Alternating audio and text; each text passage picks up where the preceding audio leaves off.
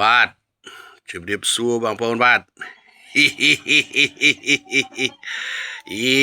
បងប្អូនហើយបងប្អូនបាត់មករយៈធំបាទបាត់រយៈធំដោយសារនៅឆ្ងាយពីខេត្តបាទមកនៅចំការថ្ងៃនេះសូមចេញវីដេអូសារជាថ្មីដោយសារបានមើលការប្រកួតរបស់សំណាងណូគឺថាឃើញគាត់ជំហរនៃការប្រកួតរបស់គាត់គឺថាកើនឡើងបាទល្អជាងមុនឆ្ងាយពិសេសគឺការប្រើរន្ទះជើងបាទការប្រើរន្ទះជើងរបស់គាត់គឺបានផលច្រើនបាទបានផលច្រើនហើយ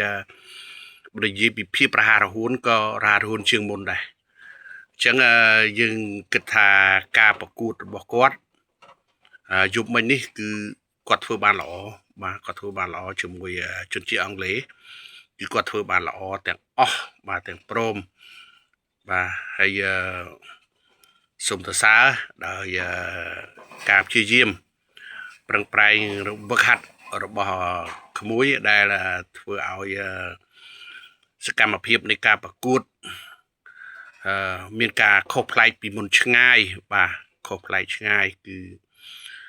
ឃើញថាមានការរីកចម្រើនខ្ពស់សម្រាប់ការប្រកួតវគ្គនេះបាទហើយឃើញថាទទួលបានជោគជ័យបាទទទួលបានជោគជ័យហើយនឹងសូម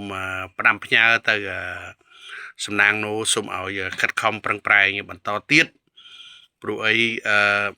ឆ្អឹងឆ្អែងមៀតរៀងរើអីគឺថាពេញសាច់ហ្មងពេញលេងហ្មងបាទពេញកើបលុយហ្មងបាទអញ្ចឹង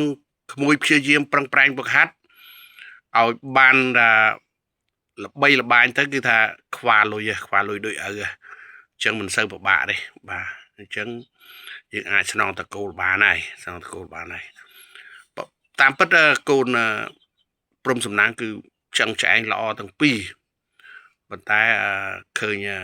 ចេញតែសំណាងណូមួយបាទហើយមួយទៀតដូចជាមិនដែលសូវឃើញចេញបាទគឺមានការសោកស្ដាយចំពោះម្នាក់ទៀតបើសិនបើគាត់ប្រឹងប្រែងឲ្យស្មើស្រាប់មកទាំងពីរដូចអេអាមរីនជាមួយមើលមីខៀមកកើបលុយយោជំរាបក្មួយថាចំនួននេះគឺចំនួនដែលកើបលុយ